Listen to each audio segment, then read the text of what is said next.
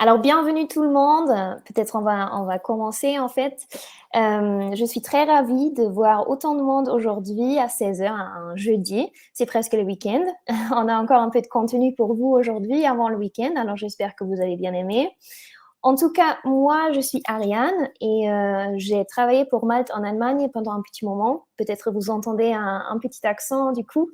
Et j'ai fait en fait quelques événements, des webinaires et des live events en Allemagne l'année dernière. Et maintenant, je suis passée en France et voilà, j'organise des événements en live et en virtuel pour vous, pour Malte en France du coup. Et aujourd'hui, en fait, qu'est-ce qu'on va faire? Qu'est-ce qu'on va apprendre? Qu'est-ce qui est notre agenda? Du coup, moi, je vais vous raconter deux, trois choses sur Malte. Peut-être il y a des updates, des choses qui se sont passées chez nous. Ou aussi, peut-être qu'il y a des gens qui connaissent pas encore Malte. Vous pouvez me laisser aussi un petit commentaire. J'essaie de suivre le chat en même temps. Et après, je vais donner la parole à notre speaker Yann, qui est là aujourd'hui avec nous et qui va parler de Green IT, Cloud Computing, comme vous avez vu. Et en fait, je vous invite à mettre vos questions dans le chat pendant la présentation. Et s'il y a vraiment quelque chose de très, très pertinent, on va essayer de vous répondre directement. Mais sinon, on peut faire toute une session de questions and answers, des questions à la fin. À peu près, ça va prendre 1 heure, on a dit, mais peut-être un peu moins. On verra combien de questions vous avez du coup. Alors, comme j'ai dit, ravie de vous voir ici aujourd'hui en virtuel, en fait. Malte, je ne sais pas si tout le monde connaît. En fait, Malte, c'est la plateforme de freelance numéro 1 en Europe. Peut-être vous pouvez aussi me laisser un petit commentaire à dire qui est déjà sur Malte, parce qu'on va voir, en fait, les chiffres, ça a beaucoup, beaucoup grandi ces derniers temps. Combien sommes-nous, Sylvain? En fait, du coup, on est à peu près 40 personnes. Et il y avait, je pense, quand même plus de 140 qui se sont inscrites. Alors, j'étais très, très contente de voir autant de monde intéressé à ce sujet. Peut-être qu'il y aura encore des gens qui vont en fait nous joindre après. Alors, je vois que pas mal de monde est déjà sur Malte. Très cool, très bien. Depuis peu.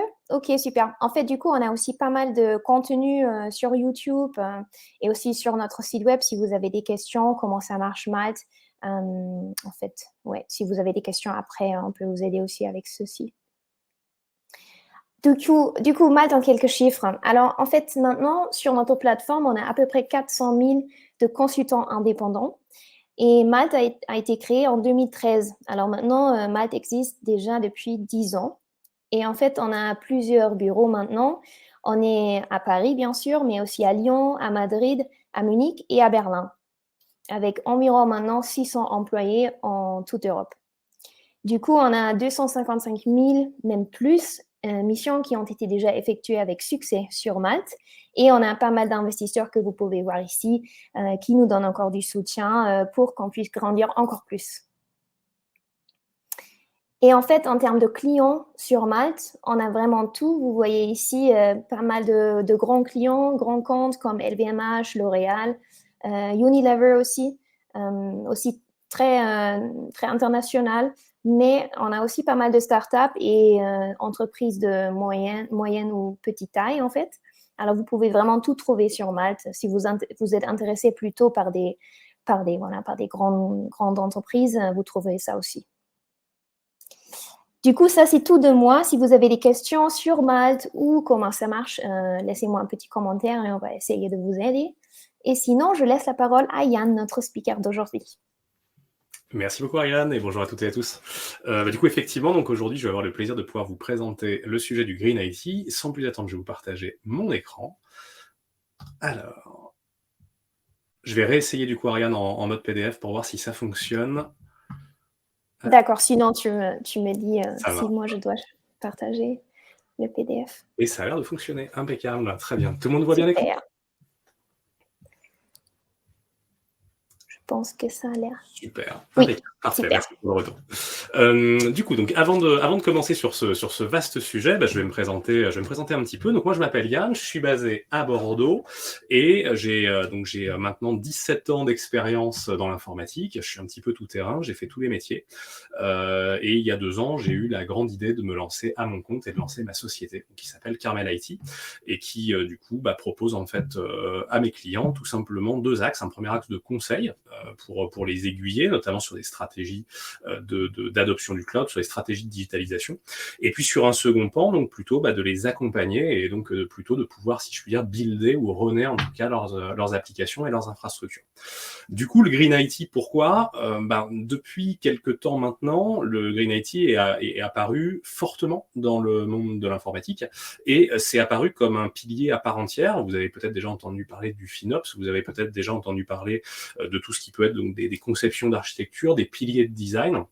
En fait, aujourd'hui, à proprement parler, le Green IT est véritablement devenu un pilier dans le design des architectures, cloud comme non cloud d'ailleurs. Donc, je me suis dit que ça pouvait être quand même assez intéressant de faire une présentation justement de ce que c'est. Du coup, je préviens tout de suite, ce n'est pas une présentation technique, c'est plutôt une présentation en fait beaucoup plus globale et dans tout ce qui pourrait être des fois considéré comme du greenwashing, j'avais la sensation qu'il fallait justement apporter un petit peu plus de clarté et savoir nous aussi en France quelque part en tant que consommateur ou en tant qu'entreprise finalement où on en était, comment ça fonctionnait et comment l'État qui est très moteur sur le sujet depuis quelques années justement avait un petit peu décidé d'implémenter le sujet. Pour faire donc cet ordre du jour, je vous propose de répondre à ces différentes questions. Donc la première va être de pouvoir vous présenter un petit peu quel est l'essor du numérique. Alors l'essor du numérique, vous allez très très vite le voir, on le connaît puisqu'on est en plein dedans, on est dans cette bulle, on a tous des métiers qui tournent autour du numérique aujourd'hui. Ce qui est intéressant, c'est de comprendre quel est l'impact environnemental ensuite. Donc ça, je vous présenterai un petit peu quel est aujourd'hui l'impact sur les activités informatiques. Qu'est-ce que ça signifie, le Green IT, concrètement, qu'est-ce que c'est? Ensuite, à partir du moment où on sait ce que c'est, on va tout de suite s'intéresser aux méthodologies, si je puis dire, qui permettent aujourd'hui d'évaluer, en fait, de comprendre quel est l'impact écologique et donc de pouvoir tirer des cibles. Quelles sont les innovations qui permettent justement de tendre vers un progrès, vers une réduction de l'empreinte. Et puis enfin, à l'échelle, nous, de la France, alors dans le monde, c'est une autre histoire, mais en tout cas, à l'échelle de la France, comprendre un petit peu où nous en sommes. Pour démarrer, donc sur l'essor du numérique, alors, normalement, ça devrait s'afficher. Voilà, impeccable. Aujourd'hui, si on résume un petit peu l'explosion numérique, enfin la révolution numérique, il y a une grosse dizaine d'années, les premiers smartphones sont apparus, c'était un peu l'invention du Internet tout le temps, partout, et donc on a développé véritablement l'usage des applications. Donc ça, c'est quelque chose qui est vraiment important puisque toutes les entreprises, que ce soit des entreprises qui vendaient des services ou autres, ont finalement dû toutes changer et la digitalisation a amené vraiment un certain nombre aussi d'anciennes entreprises à se transformer et de nouvelles entreprises à être aujourd'hui considérées comme des leaders de leur marché. Donc je vous donne pas forcément une exhaustivité, mais par exemple Netflix, Uber, voilà toutes ces sociétés-là, Airbnb, ont véritablement révolutionné en fait des domaines d'activité et sont véritablement un peu si je puis dire, les sociétés qui sont les plus marquantes dans l'explosion du numérique, puisqu'elles ont apporté en fait de nouveaux standards et elles ont forcé les autres entreprises, si je puis dire, à effectivement entamer cette rénovation. Alors cette rénovation numérique, elle a effectivement bouleversé des secteurs d'activité, mais elle a également amené, si je puis dire, de nouveaux outils et de nouvelles méthodes, de consommation, de nouveaux moyens. Et ça, donc là-dessus, ça a complètement changé notre quotidien. Auparavant, quand on regardait un film, on louait des DVD ou autre. Aujourd'hui, on utilise du streaming. Avant, quand on souhaitait partir en vacances, on commandait des catalogues pour savoir quel gîte on allait pouvoir réserver. Aujourd'hui, on utilise des applications. Donc toutes ces choses-là paraissent complètement naturelles aujourd'hui, mais finalement, c'est quelque chose qui s'est fait à peu près sur une dizaine d'années et qui connaît une accélération encore plus forte aujourd'hui, avec une personnalisation notamment des usages qui est de plus en plus importante. Ça a changé nos habitudes dans le monde du travail. Souvenez-vous, il y a 3 ans, terrible souvenir pour tous, le Covid, le télétravail, mais en tout cas, les outils ont véritablement été développés de manière à révolutionner le monde du travail. Dans toute la partie cloud computing, le travail à distance. Aujourd'hui, combien d'entre nous travaillons finalement sur des outils qui sont des outils totalement déportés, qui ne sont plus des applicatifs métiers ou autres. On travaille véritablement avec une logique de distance, d'application, distantes et dans des logiques aussi, alors dans le monde du numérique, hein, pas partout, mais qui permettent de promouvoir en fait le télétravail, les réunions en visio, etc., etc. Dans l'usage domestique, on remarque également qu'il y a beaucoup de choses qui ont évolué. Je parlais à l'instant du streaming, mais pour ceux qui sont un petit peu joueurs, le monde du jeu vidéo a énormément évolué vers des jeux massivement jouables en ligne et donc sur lesquels on a vraiment une notion du direct et de plus en plus d'interactivité. Donc ça, c'est des choses aussi qui sont assez nouvelles. L'utilisation de la domotique, les objets connectés qui sont maintenant partout, aussi bien chez vous, dans des magasins. Ça, c'est quelque chose qui est véritablement révolutionnaire, qui intéresse même des projets publics de grandes villes. Et puis donc justement sur la partie extérieure, tout l'aménagement des services publics, des services de localisation, des services de livraison. Voilà, c'est autant de services en fait aujourd'hui sur lesquels il va exister des applications et sur lesquels nous consommateurs finalement via nos équipements on va pouvoir accéder. Et là-dessus, donc, ce recours, justement, est de plus en plus constant. N'importe quelle entreprise aujourd'hui souhaite, justement, développer, créer des applications et développer de nouveaux usages. Donc, finalement, la leçon un petit peu à retenir, enfin, le point de démarrage, c'est se dire, OK, on voit bien qu'on a une explosion des usages. On voit bien qu'aujourd'hui, sans nos téléphones, les choses seraient un petit peu plus compliquées. C'est quelque chose qui est vraiment ancré dans nos comportements.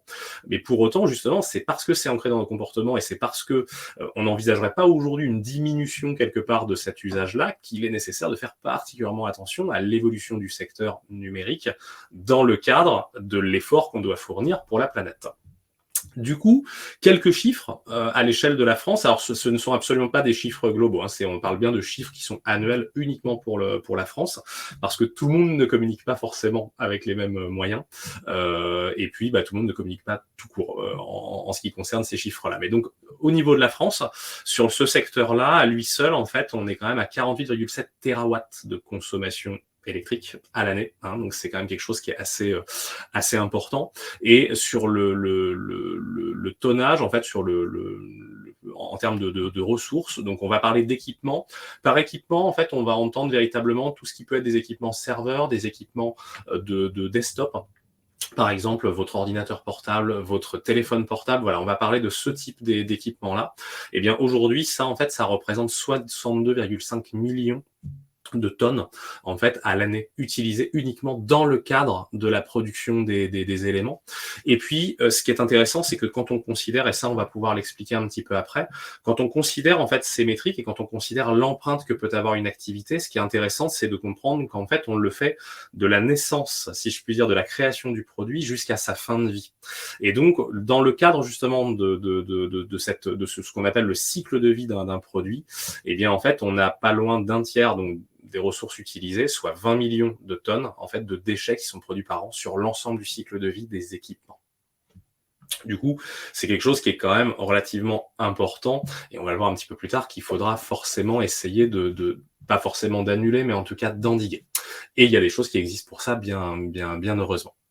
Ce qui est important aussi, c'est que aujourd'hui, par rapport à cette augmentation et par rapport à ce souci qui nous concerne tous à l'échelle planétaire, on a quand même une évolution des technologies qui participe aussi finalement très directement à l'augmentation constante du secteur. Il y a quelques années, la 5G a été extrêmement justement disputée sur cette partie-là. Elle a quand même été établie et donc aujourd'hui, on a quand même massivement une adoption de la 5G au niveau des utilisateurs. Donc, c'est un réseau aujourd'hui, donc comme vous avez pu en faire l'expérience, qui est extrêmement rapide, qui est bien plus aussi disponible, bien plus puissant. Mais le fait est qu'aujourd'hui, finalement, on s'interroge aussi sur si ce n'est pas forcément trop dimensionné, sachant que donc ces réseaux téléphoniques qui ont été totalement bouleversés depuis l'apparition du smartphone, aujourd'hui finalement ne sont plus du tout utilisés pour de la téléphonie, mais bien pour du trafic en fait internet, applicatif, de réseaux sociaux ou autres. Donc il y a véritablement là-dessus une diversification en fait du réseau téléphonique de base. En termes d'autres évolutions technologiques, on compte également la fibre qui aujourd'hui s'est généralisée. On a de plus en plus de projets même de fibre dans des campagnes, dans des endroits qui sont plus reculés. Il y a une très très forte accélération et même un engagement gouvernemental pour que l'accès au très haut débit puisse être relativement globalisé dans un certain nombre d'années.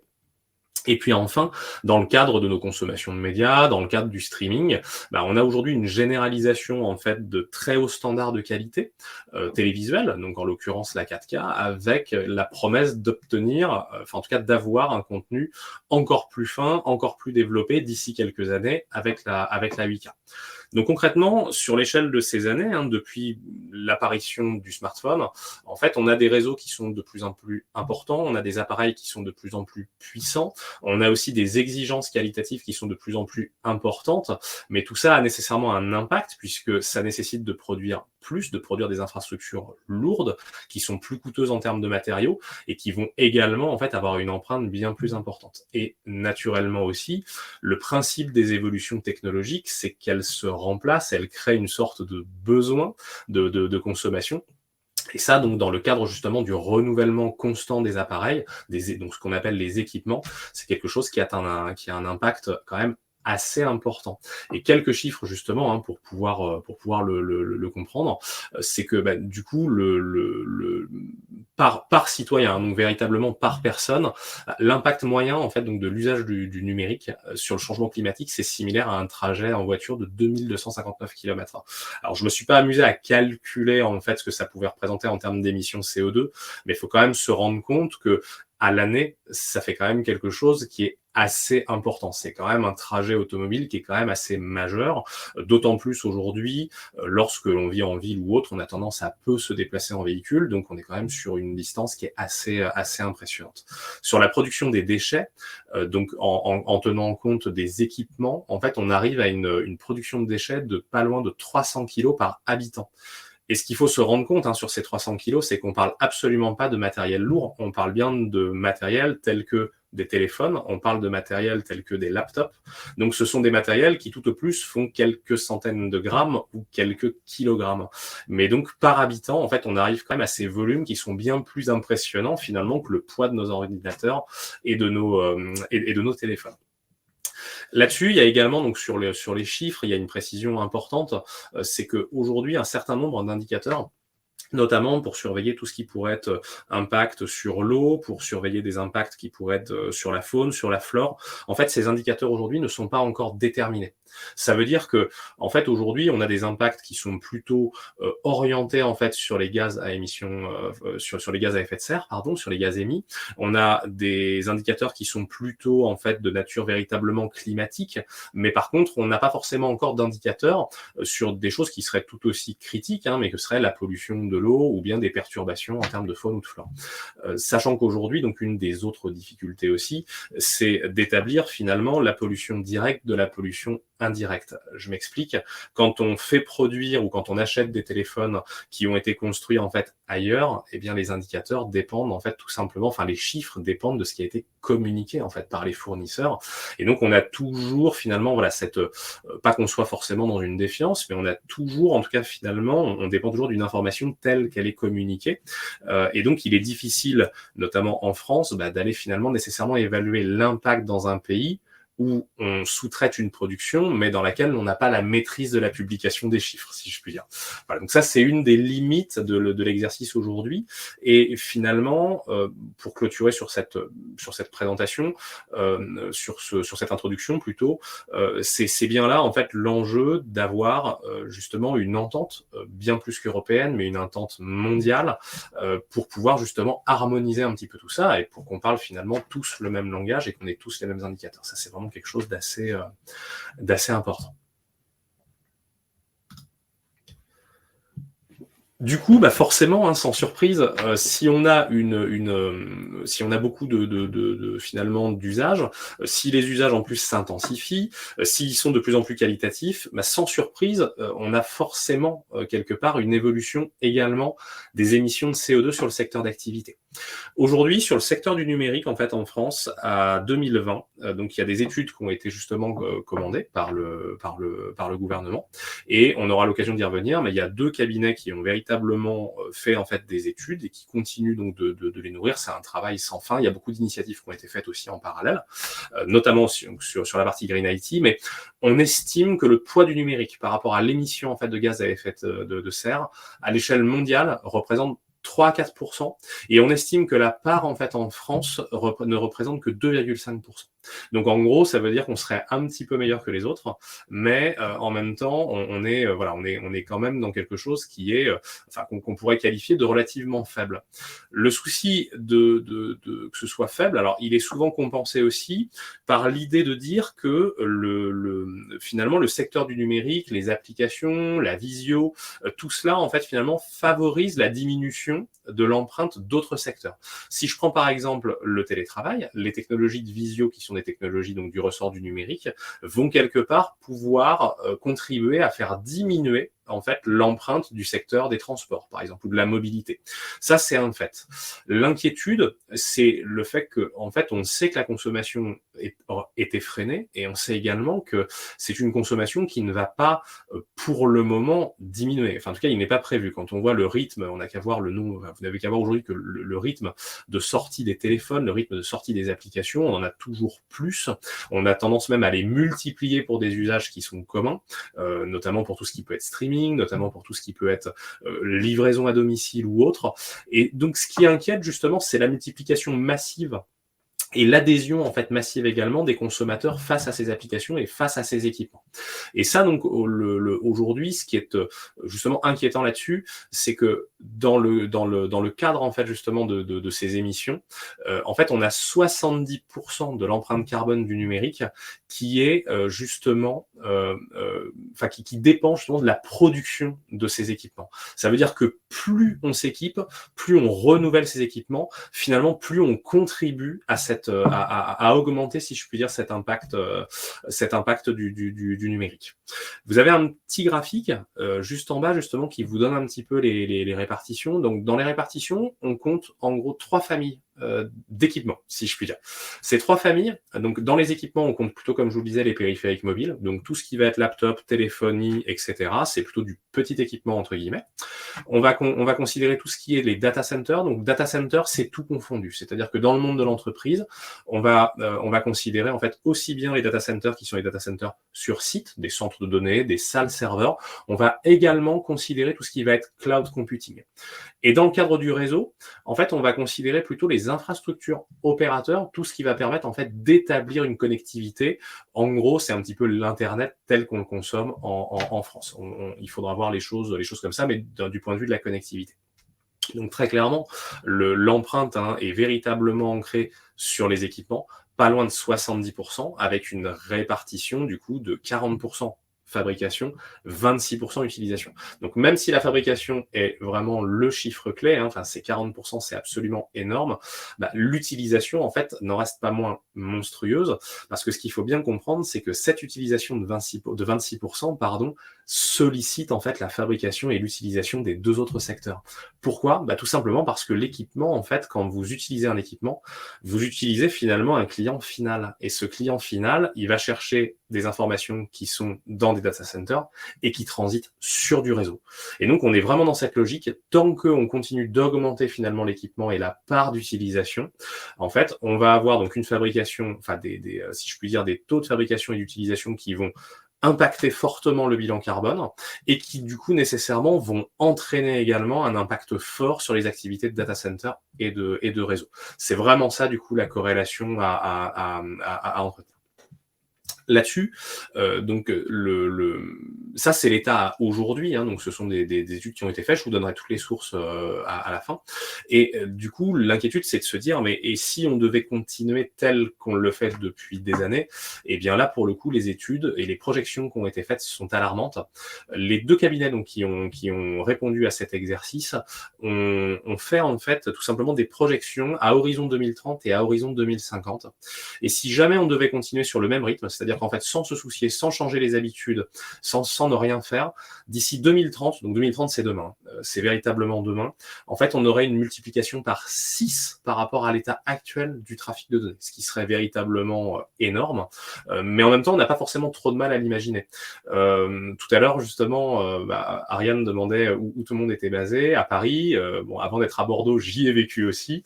Paris est une ville sur laquelle il y a beaucoup de demandes pour avoir des infrastructures de réseau dans le métro, par exemple, ou dans le RER, pour pouvoir être en mesure de pouvoir travailler, notamment pendant un trajet ou autre. C'est déjà le cas dans de grandes capitales. Quand vous allez à Tokyo, quand vous allez à Singapour, en fait, ce sont des villes dans lesquelles les infrastructures de transport sont connectées aux infrastructures de réseau. Donc ça, aujourd'hui, très clairement, si on suit le même modèle, en fait, on va très clairement encourager aussi dans la pratique cette augmentation du trafic de données. En termes d'augmentation du nombre d'équipements, on prévoirait du coup une augmentation justement du nombre d'équipements de 65% par rapport à 2020. Donc vous imaginez, si aujourd'hui vous avez par exemple 5 équipements, ça veut dire que vous investiriez dans 3 équipements supplémentaires. Donc ça, c'est quand même une part qui est quand même assez énorme et c'est quelque chose donc à une échelle planétaire, mais même à une échelle juste en France, qui est déjà assez importante et vous comprenez bien l'impact du coup que ça aurait sur la partie production. Enfin, tout cela donc générerait justement une augmentation de 45%, donc quasiment la moitié de l'empreinte carbone du numérique en France. Donc là, on serait plus du tout à hauteur de 2,5 ou 3%, on serait à bien plus. Et du coup, donc autant se dire que là, les actions seraient beaucoup plus difficiles à envisager. Surtout, on aurait quelque part atteint un seuil irréversible. On aurait également une augmentation de 14% des consommations de ressources matérielles. Donc par ressources de matériel, c'est tout ce qui est aujourd'hui en fait ressources précieuses. En fait, vous avez déjà probablement vu des reportages ou des photos ou des documentaires controversés, notamment sur les mines qu'on peut trouver un petit peu partout dans le monde.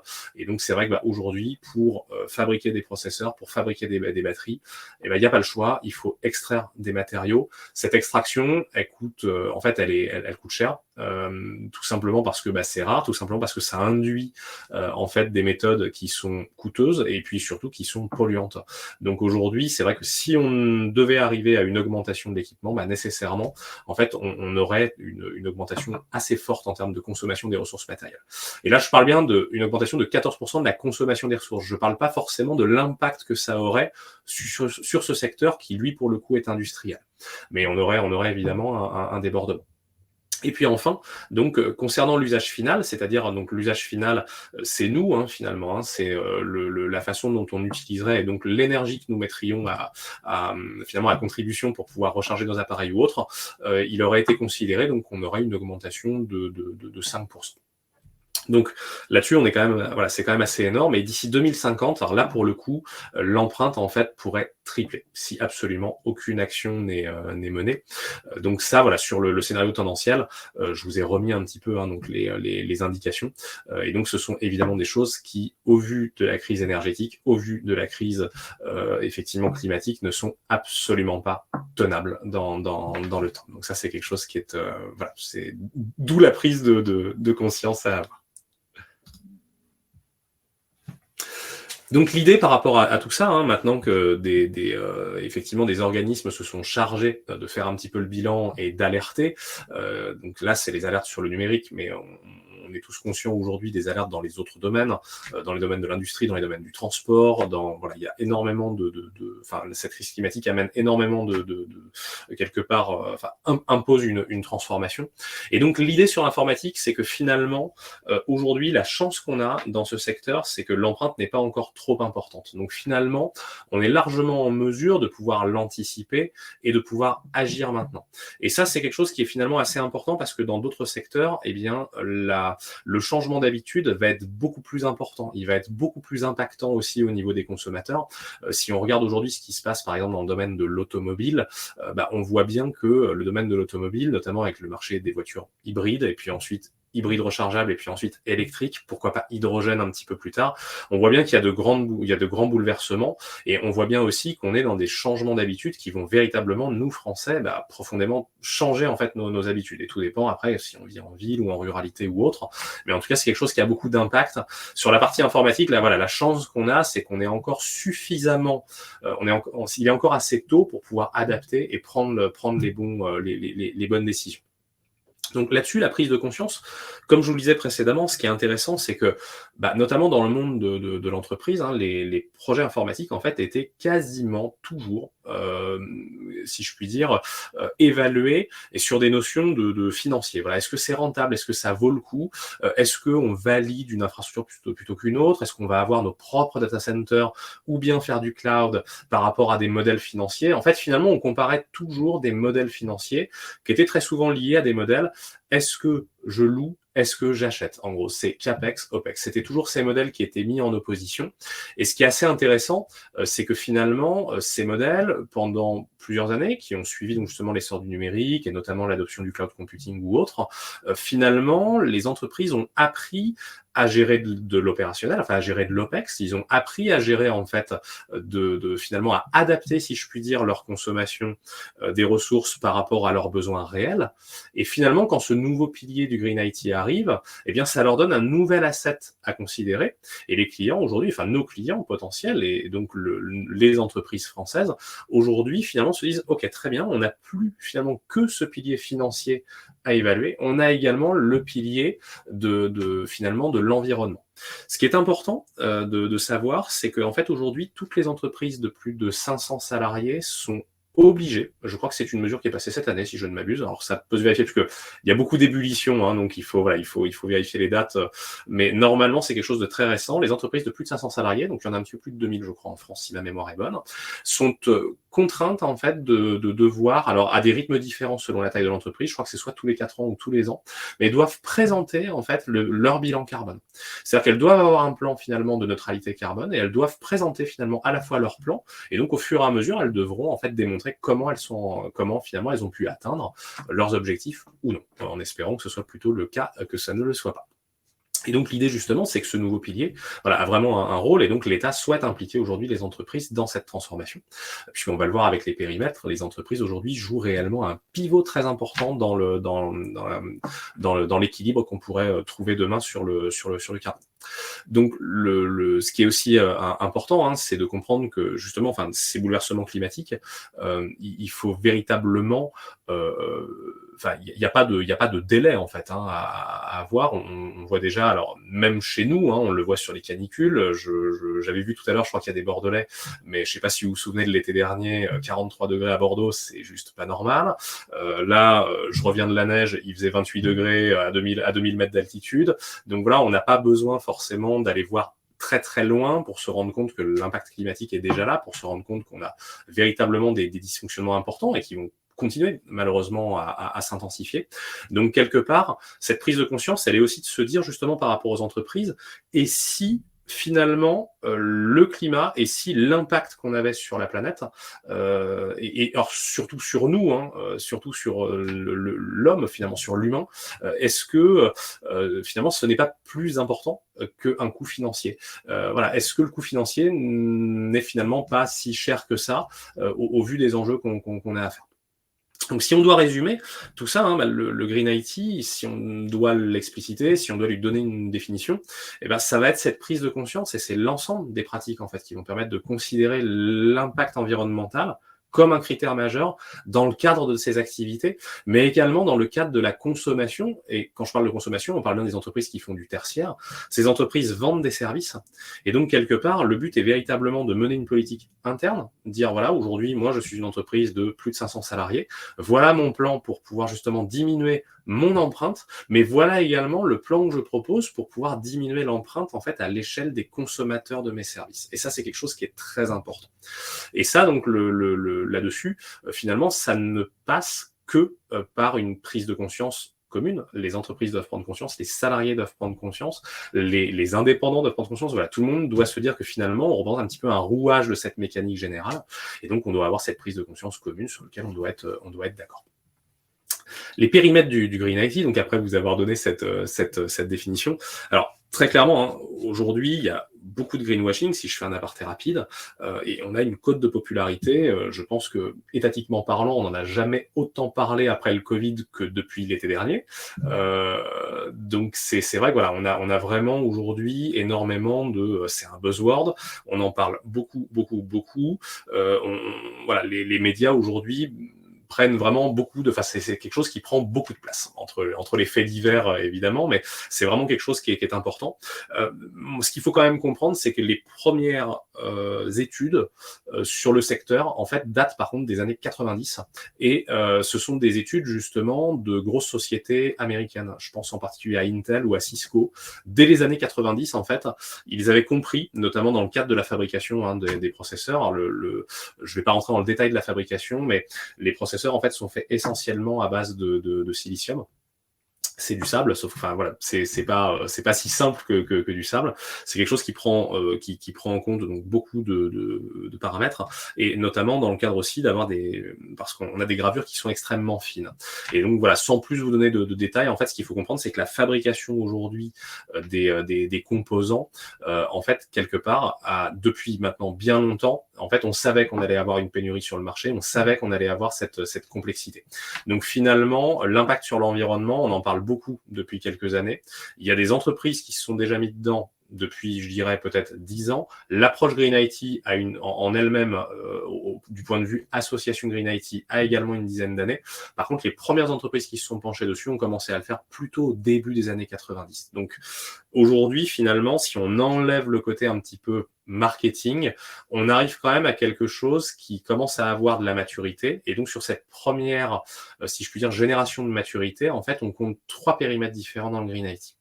Sur le Green IT 1.0, en fait, l'idée, c'est de concentrer en termes de périmètre l'ensemble en fait des process, l'ensemble des méthodologies, l'ensemble des applications, des logiciels et des matériels en fait qui sont mis au service de l'environnement dans le cadre d'une démarche d'éco-conception, d'économie d'énergie, de gestion donc des déchets et de réduction des budgets DSI. Donc évidemment là-dessus, on ne compte absolument pas des infrastructures de téléphonie ou autre. On parle bien uniquement des nouvelles infrastructures, enfin du périmètre justement qui viserait à être rénové. Ça veut dire quoi? Ça veut dire que quand aujourd'hui on a par exemple une société qui fait du cloud computing, qui a 2 data centers, un data center green et un data center qui ne l'est pas, en fait, on ne va considérer comme étant membre du périmètre, enfin comme étant finalement dans le périmètre 1.0 que son data center green. On ne considérera pas du coup le précédent. Ça, c'est quelque chose qui est important. Sur la partie Green IT 1.5, du coup, qu'on est entre le 1 et le 2, là, en fait, en l'occurrence, il s'agit plutôt de l'infrastructure, enfin des infrastructures, principalement réseau, principalement télécommunications, qui permettent justement, en fait, de concevoir un système, en fait, d'information, mais dans le cadre d'une politique interne d'entreprise. Je m'explique. Aujourd'hui, vous êtes une société, par exemple, qui fait, pourquoi pas, vous êtes dans le secteur de l'agronomie, vous avez besoin d'outils informatiques pour des calculs ou autres, et bien finalement, si vous mettez en place des services de télécommunication pour pouvoir récupérer en fait des métriques, pour pouvoir les traiter, pour pouvoir les afficher, etc., et bien en fait, ces infrastructures-là vont permettre en fait de concourir justement à ce périmètre, puisque cette entreprise les concevrait de manière à réduire son empreinte en fait. Donc ça, c'est vraiment important. C'est-à-dire que le 1.5, c'est je mets en place en fait une infrastructure qui permet de me focaliser sur la réduction de mon empreinte. Le Green IT 2.0, c'est différent. Là, en fait, on est dans le cadre où on a déjà fait du 1.5 et on souhaite justement vouloir agir sur la décarbonation d'autres secteurs, en fait. C'est-à-dire que ça dépasse le secteur concerné. Je prends un autre exemple. On prend par exemple justement le fameux cloud provider qui a une zone green. Eh bien, sur cette zone green, en fait, lui, il va, si je puis dire, en tant que cloud provider, il va évidemment hoster ses services, donc son business va être hosté quelque part dans cette infrastructure, donc il va pouvoir répondre à la problématique, enfin au périmètre du 1.5 en atteignant justement, enfin en souhaitant, en étant plutôt dans une démarche d'atteindre ses objectifs sur son périmètre à lui. Mais comme il met à disposition cette infrastructure à des clients tiers, eh bien quelque part, en mettant à disposition des services qui tournent sur une infrastructure green, il va permettre justement à d'autres clients, enfin ce cloud provider permettra à d'autres clients de pouvoir finalement participer aussi à leur projet à leur projet de diminution de l'empreinte carbone. Donc ça, c'est vraiment la partie 2.0, et c'est la raison pour laquelle, comme je vous le disais tout à l'heure, les entreprises jouent vraiment un pilier important, puisque ce qu'on leur demande, c'est de réduire leur empreinte, mais de concourir dans le tertiaire à faire en sorte de réduire l'empreinte de celle des autres. Et ça, c'est véritablement quelque chose qui est fondamental et qui amène aussi, un petit peu comme dans le cadre du FinOps, dans les entreprises, enfin des enjeux financiers qui n'étaient que le seul pilier, finalement, ce nouvel asset amène une fraîcheur, si je puis dire, dans la concurrence, puisque aujourd'hui, les entreprises ne vont plus seulement pouvoir se démarquer parce que vous gagnez de l'argent, vous allez aussi pouvoir quelque part compter sur elles parce que finalement vous gagnez plus. Si vous estimez aujourd'hui que notre temps sur la planète a plus d'importance que du temps dollar ou du temps euro, enfin en tout cas du crédit euro ou du crédit dollar, finalement ce sera plutôt un gage de confiance de suivre ces compagnies-là. Donc ça, aujourd'hui, c'est quelque chose qui est quand même plutôt nouveau et qui amène véritablement, et on le voit sur des tas de secteurs, une révolution véritablement, même dans tout ce qui peut être travaux d'architecture, dans les travaux de consulting, c'est de nouveaux éléments à considérer. Alors, tout ça c'est bien, on a les périmètres, on sait, on comprend un petit peu mieux à quoi ça sert. Maintenant, l'idée c'est de comprendre un petit peu comment ça se calcule, parce que on a effectivement des données électriques, on a des tas de choses, mais sur l'ensemble du cycle de vie d'un produit, c'est quand même pas forcément simple de savoir est-ce qu'on est raisonnable, est-ce qu'on l'est pas. Donc, l'idée, en fait, ça va être de distinguer deux choses. Deux méthodes, alors pas nécessairement deux méthodes de calcul, mais en tout cas deux périmètres un petit peu distincts. C'est d'une part comment est-ce qu'on calcule l'impact écologique sur site, du coup, d'une entreprise. Donc, je reprends mon exemple. Je suis une entreprise et je décide de, finalement, sur mon secteur d'activité, d'héberger la totalité de mes infrastructures, d'héberger la totalité de mes applications. Et bien, du coup, l'évaluation va se faire sur les composants présents au sein de mon entreprise. Donc, je vais considérer là-dessus les périphériques mobiles, les infrastructures data center que je serai éventuellement amené justement à posséder en tant qu'entreprise. Là-dessus, on l'a vu précédemment au niveau du chiffre, en fait, l'impact écologique de ces composants, donc de ce qu'on appelle les équipements et de la partie data center, c'est essentiellement lié à la fabrication et à l'utilisation. L'autre partie, en fait, elle est beaucoup plus marginale. Mais donc voilà, c'est fabrication, utilisation. On le rappelle sur la totalité du cycle de vie. Sinon, c'est pas drôle, c'est beaucoup trop partiel. Donc sur les aspects de fabrication, en fait, comment ça fonctionne ? Eh bien, si on prend un objet, on va prendre par exemple un laptop. Eh bien, aujourd'hui, pour concevoir ce laptop, en fait, vous allez devoir donc le décomposer en différents sous-objets. Un laptop, qu'est-ce qu'on a ? On va avoir par exemple une carte mère, on va avoir une batterie, on va avoir un écran, et puis on va avoir un châssis. Éventuellement, il y a beaucoup plus d'objets. Bon. L'idée, en fait, va être de finalement arriver au sous-objet le plus petit possible. En fait, un objet non divisible, un objet qu'on ne peut plus avoir. Donc, pour avoir la plus petite partie possible finalement d'un élément constituant un ordinateur. Et cet élément constituant en fait un ordinateur, on va tout simplement, aujourd'hui, en fait, on s'appuie sur une méthodologie qui s'appelle l'analyse du cycle de vie d'un équipement. Et en fait, ce qu'il faut savoir, c'est qu'il y a des études tous les ans qui paraissent avec des données de constructeurs. Et donc, quand on a par exemple une petite puce ou un petit processeur ou autre qui est sur une carte beaucoup plus importante, eh bien, en fait, chaque élément on va retrouver donc dans cette analyse, en utilisant cette méthodologie, justement, c'est son taux d'émission, son taux de consommation. Et là-dessus, donc ce taux d'émission prend en compte justement tous les aspects du cycle de vie du produit, c'est-à-dire le transport, l'extraction, toute la partie assemblage, toute la partie traitement, toute la partie tous ces éléments-là en fait vont être pris en compte. Donc finalement, à l'échelle d'un ordinateur, l'impact carbone de l'ordinateur, enfin l'impact finalement de cet objet, eh bien va être la somme des impacts des sous-objets qui le composent. Et ça, aujourd'hui, donc les sous-objets qui le composent, comme je vous le disais, ce sont des éléments qui sont répertoriés, qui sont réévalués et qui sont d'ailleurs devenus, au niveau de nos directives, des éléments qui sont véritablement impératifs. Chaque constructeur, en fait, doit fournir ces informations-là.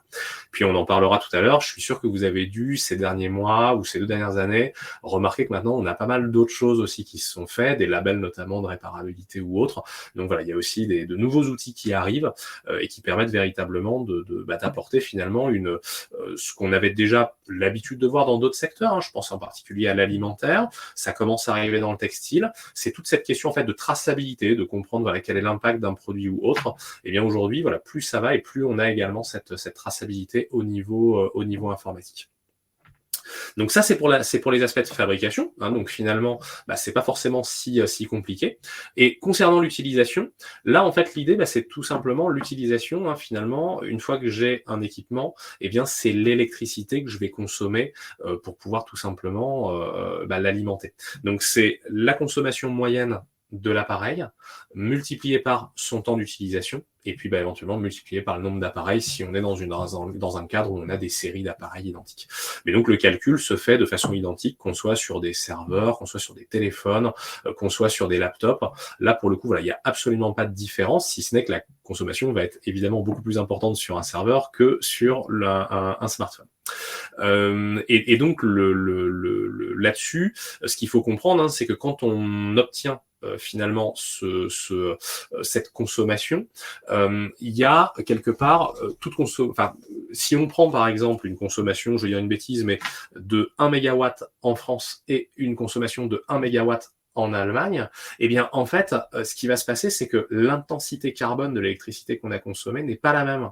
Pourquoi? Tout simplement parce que le sourcing, ce qu'on appelle le mix énergétique, en fait, qu'utilisent aujourd'hui les pays pour pouvoir fournir de l'électricité aux entreprises ou aux particuliers, n'est pas composé forcément de la même manière. Même à l'échelle de nos régions, par exemple, si on regarde la France, il y a des régions qui vont être plutôt sur la partie nucléaire, il y a des régions qui vont être sur une partie nucléaire avec un déport sur de l'hydraulique ou bien sur de l'éolien.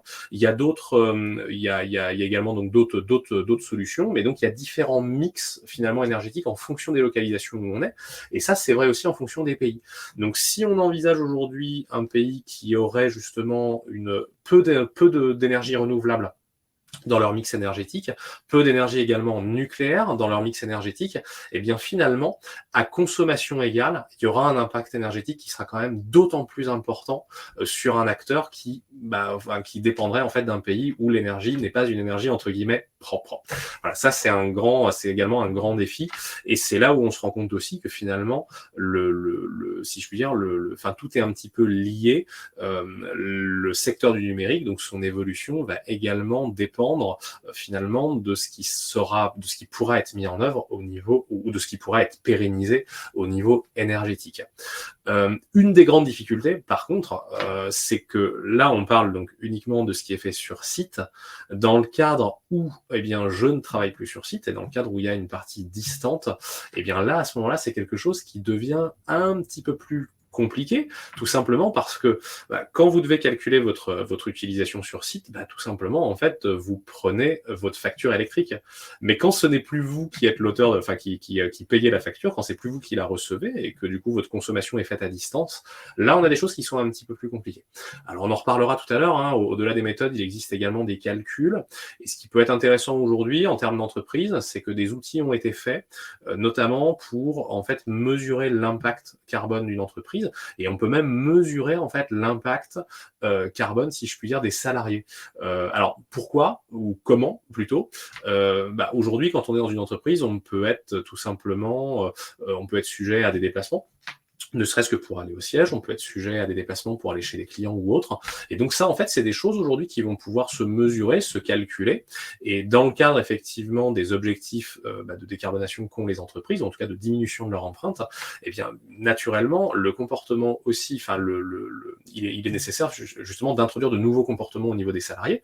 Et quand même, ce ne serait pas leur responsabilité. L'entreprise a la responsabilité, en tout cas, elle, de veiller à diminuer justement ces déplacements ou la fréquence des déplacements ou autre.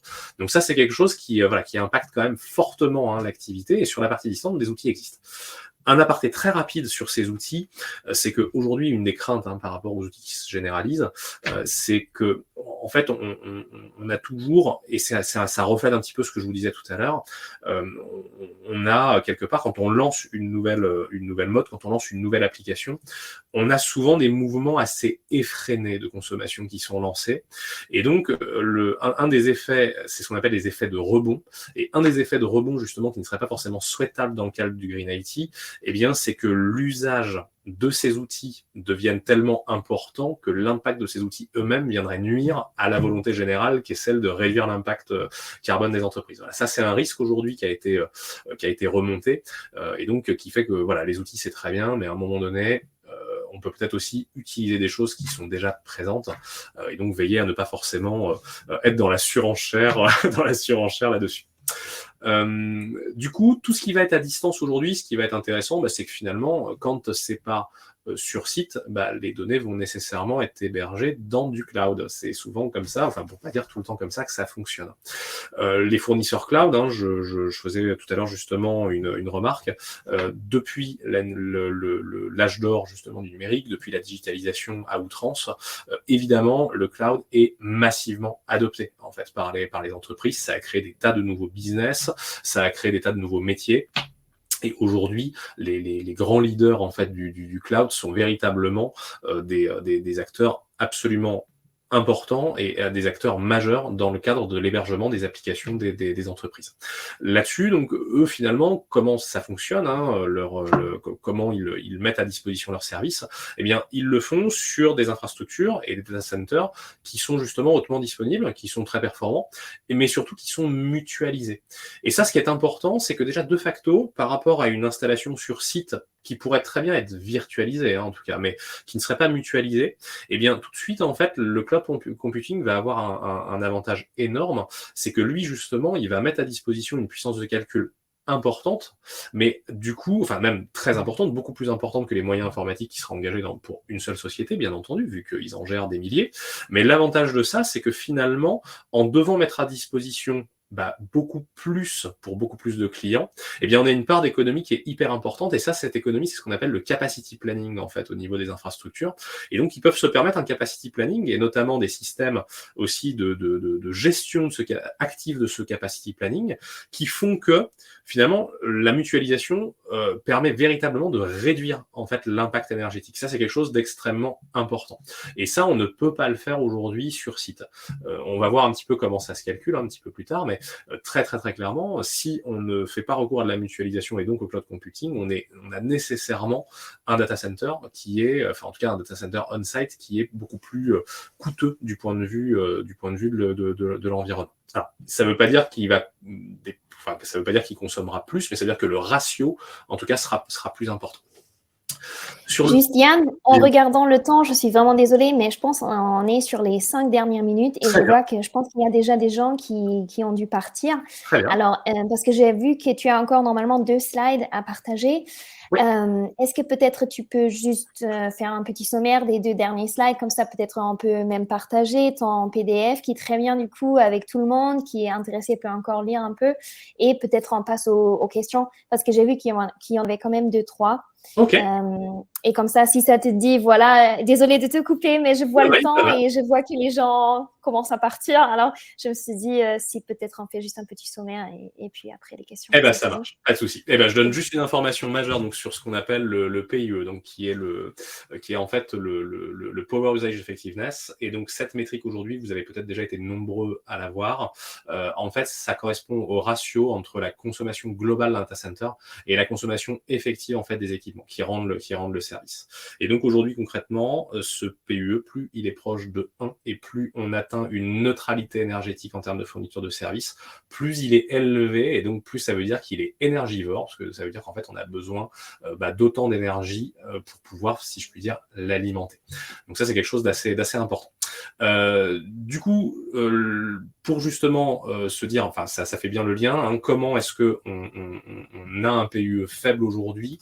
Eh bien ça se fait au travers de différentes innovations. Je vais aller très très vite du coup là-dessus, mais les dernières innovations sur le marché, grosse révolution, notamment dans le monde des laptops et de plus en plus dans le monde du cloud computing, ce sont les processeurs ARM.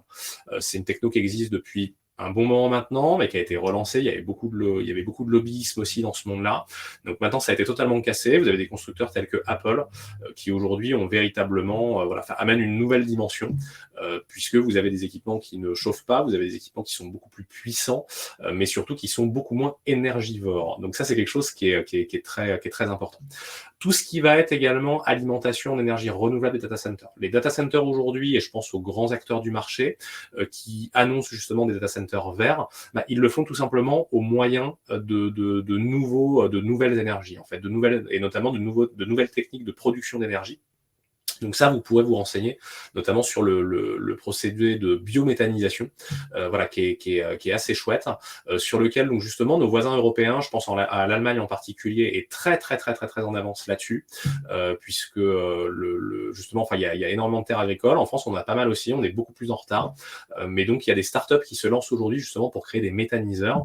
Et donc le principe est tout simplement d'utiliser des biodéchets comme combustible, qui permettent ensuite donc de faire du gaz. Et donc voilà, à partir de là, on crée de la chaleur et cette chaleur crée de l'énergie et crée également, on est en mesure de pouvoir donc améliorer aussi toutes les conditions de dissipation thermique puisqu'on sait traiter ce chaud pour faire du froid.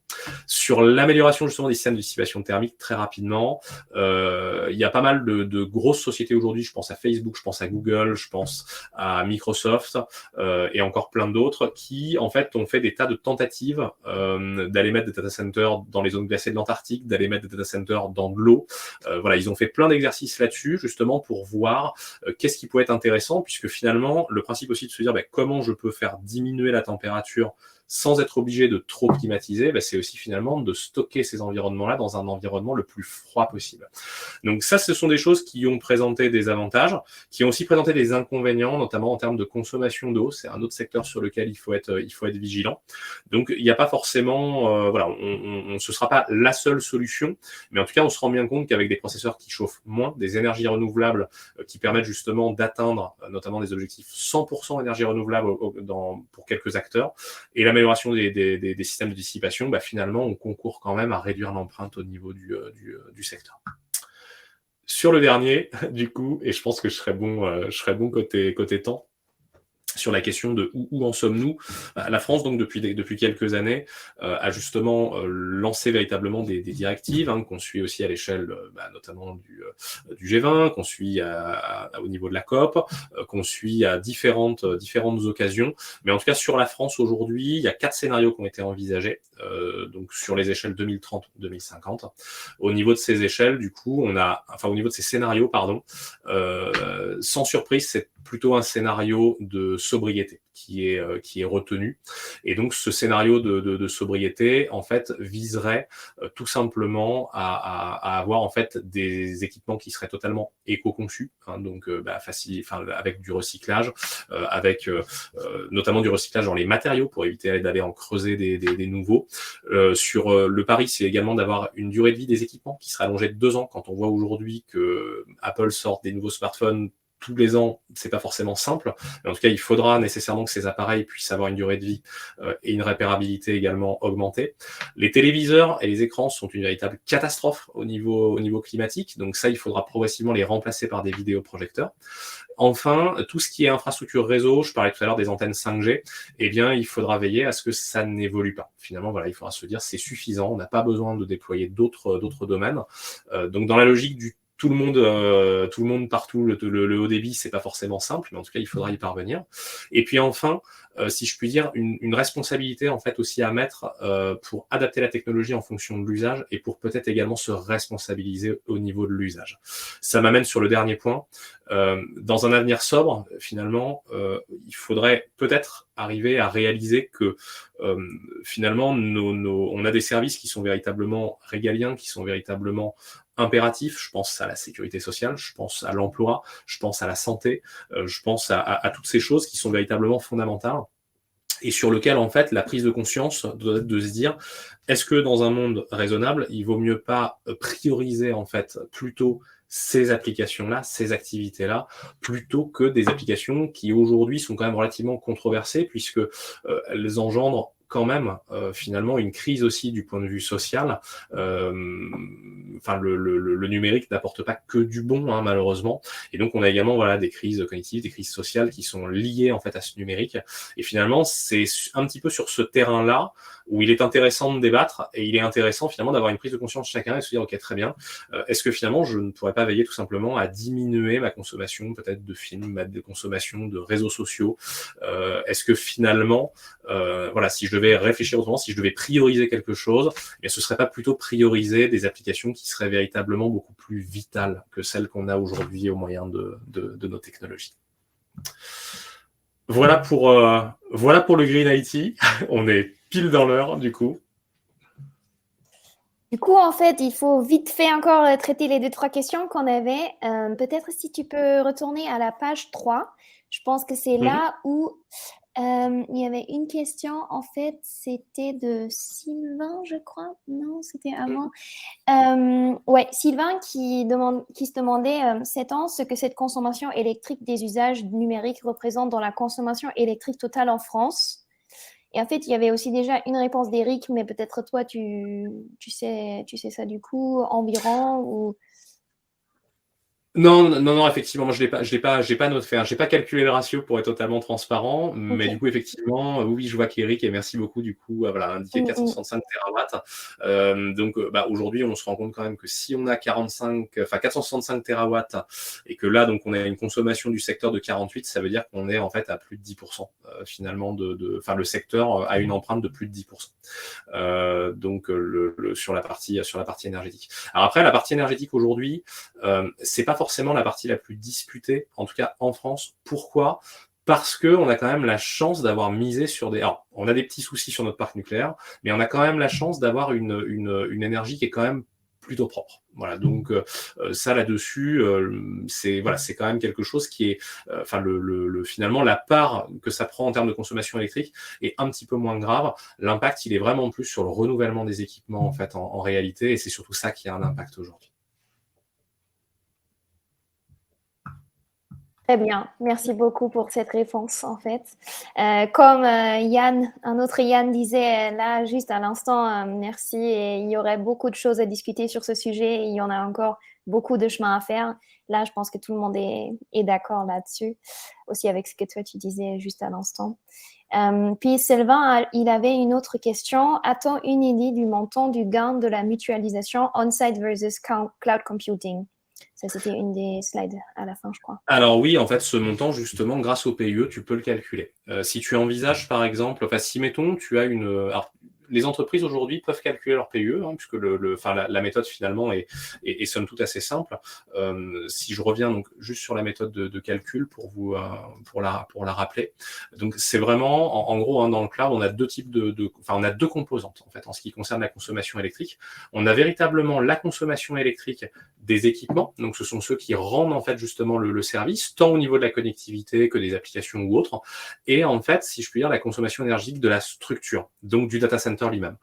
Donc bah, tout ce qui va être justement le refroidissement, l'éclairage, la maintenance, etc. Et ça, donc c'est des choses qui sont assez, enfin justement, qui sont énergivores.